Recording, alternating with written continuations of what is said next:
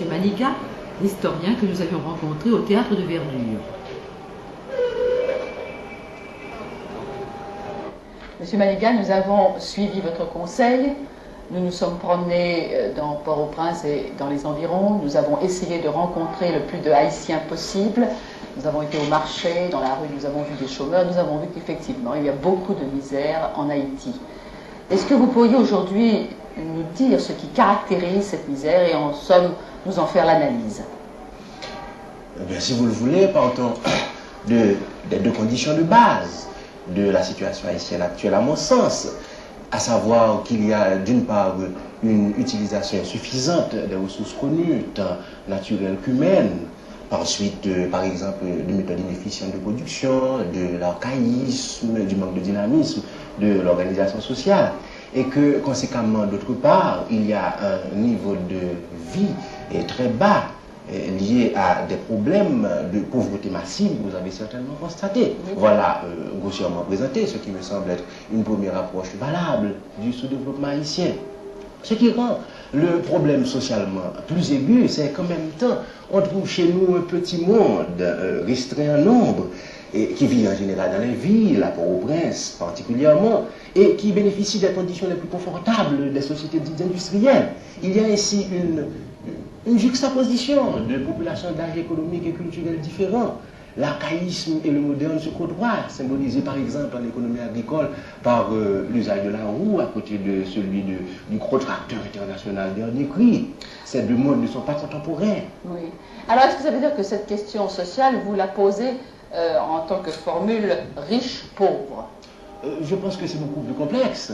Et je pense qu'il y a, au fond, non seulement un problème de relation entre riches et pauvres, mais un problème de coexistence de deux mondes différents. Je pense que c'est par là le fond même de la question sociale haïtienne.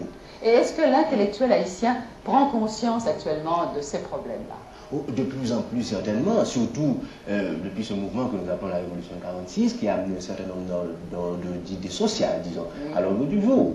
Est-ce que vous entrevoyez des solutions à ces problèmes? Entrevoir des solutions, il me semble que c'est même une nécessité pour nous, Haïtiens. Évidemment, nous ne pouvons pas dire que nous avons trouvé des solutions, mais nous sommes à la recherche de formules.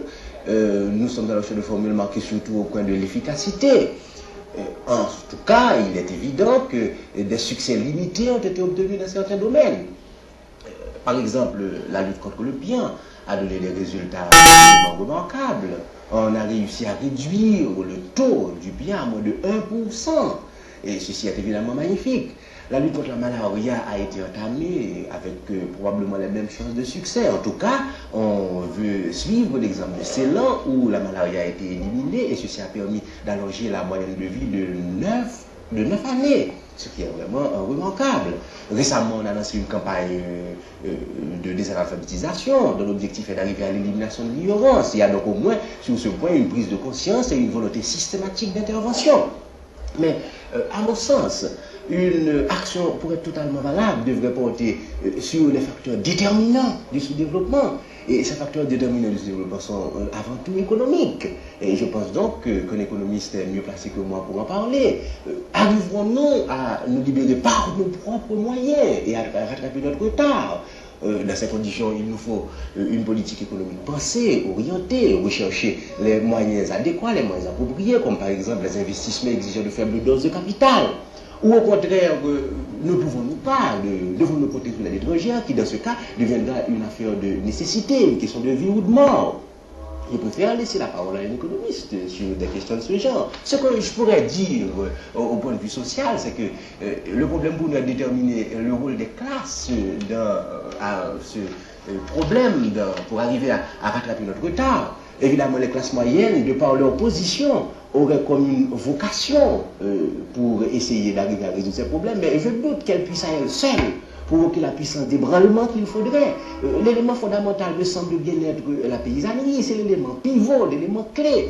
Si bien que mon opinion personnelle est que sans arriver à une exaltation messianique du rôle de la paysannerie en Haïti, incontestablement c'est elle qu'il faudra essayer de mettre en branle. Suivant le conseil de M. Maniga, je vais consulter maintenant un économiste, M. Jo Châtelain, directeur de la section des statistiques à la Banque nationale d'Haïti. Haïti est un pays paysan, n'est-ce pas, dans sa majorité. Et la richesse d'un pays, c'est ce qu'il produit. Alors, quel est actuellement le volume de la production annuelle d'Haïti? Sinon son volume, du moins sa valeur. Selon les derniers travaux de nos statisticiens, il faudrait chiffrer aux environs de 250 millions de dollars la valeur globale de notre production, c'est-à-dire la valeur de toutes les marchandises créées, de tous les biens, services produits pendant une année par l'ensemble de notre population. J'ai l'impression que ce chiffre-là est celui de quelques grandes maisons en Amérique du Nord, par exemple. Vous avez absolument raison. Si vous ramenez le chiffre à une moyenne mensuelle, vous vous rendrez compte que ceci correspond au chiffre d'affaires d'une entreprise qui vendrait pour 20 millions de dollars par mois. C'est donc assez petit. Et je suis d'accord, je conviens avec vous que ce sont des résultats de nature à donner le vertige, surtout lorsque l'on pense dans le sens progrès du niveau de vie, bien-être, élévation du standard de vie de notre population, pour l'aligner à ce que l'on obtient ailleurs, dans des pays comme le vôtre ou aux États-Unis. C'est un accroissement de l'ordre de 20 fois ou 25 fois qu'il faudrait obtenir de la valeur de notre production. Et pour nous, économistes, nous voyons en substance notre problème de la misère de cette façon. Le drame, c'est qu'un si grand nombre de gens, travaillant beaucoup, produisent si peu parce qu'ils travaillent si mal, de manière si peu productive, si peu efficace. Ils travaillent de manière archaïque souvent. Est-ce qu'il y a donc moyen d'élever la production d'Haïti? Certainement, il y a des moyens de modifier les rendements de cette production agricole paysanne, et des essais ont été faits pendant les années récentes qui nous indiquent par exemple que l'on peut augmenter, faire passer de 1 à 4 le volume de la production de café, faire passer de 1 à 30 la production de cacao obtenue sur un hectare. Nous avons vu des producteurs de légumes produisant un revenu passant de 40 dollars d'une année à 600 dollars au bout de 3 ans. Ce qui se fait, je crois, actuellement par l'instruction du paysan, n'est-ce pas? Oui, exactement. Nous avons eu quelques expériences très prometteuses d'éducation pratique du paysan, tendant à lui communiquer des nouvelles méthodes, peu coûteuses mais plus productives. Cette éducation, elle est en général aussi du type communautaire. C'est par la coopérative que l'on essaye de généraliser, d'atteindre le plus grand nombre de ces producteurs. Et les résultats ont été, je dois le dire, absolument impressionnants. La coopérative, suivant les propres termes d'un de nos paysans coopérateurs, agirait comme une sorte de centrale électrique qui, placée à un endroit donné, envoie de la lumière très loin. Et c'était sa façon, imagée à ce paysan, d'expliquer que ce processus de dissémination des connaissances nouvelles se réalisait d'une manière presque imperceptible. Les nouvelles façons de tuer la chenille se communiquent immédiatement et leur permettent de conserver la plus grande partie de leur récolte de légumes. Et nous avons l'espoir qu'avec ces formules coopératives, il y a là des moyens d'atteindre à la longue un très grand nombre, sinon la plus grande partie, de notre population paysanne. Eh bien, est-ce qu'il ne faut pas aussi, pour que ces coopératives donnent un plein résultat, qu'il y ait des techniciens prêts? Évidemment, nous voyons d'ores et déjà, nous voyons dès maintenant le genre d'agencement administratif nouveau qu'il faudrait réaliser, les équipes de techniciens qu'il faudrait pouvoir associer. Nous savons certainement que sur le plan de la constitution d'une administration du développement économique, il y a énormément à faire. Beaucoup de travail encore à abattre. Mais nous ne perdons pas espoir quand même. Parce que nous croyons qu'il y a énormément de raisons, énormément de changements qui ont apparu dans la période récente qui permettent d'augurer que tout ceci pourra se faire.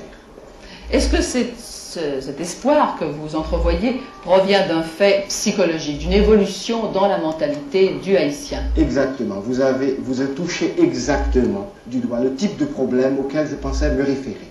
Il y a tout d'abord, dans la population elle-même, un nombre de plus en plus grand d'individus qui sont impatients de la misère qui refusent la misère, qui de toute façon ne l'acceptent plus comme une calamité, comme un fléau naturel, et qui sont convaincus que quelque chose est possible, que la misère peut être combattue.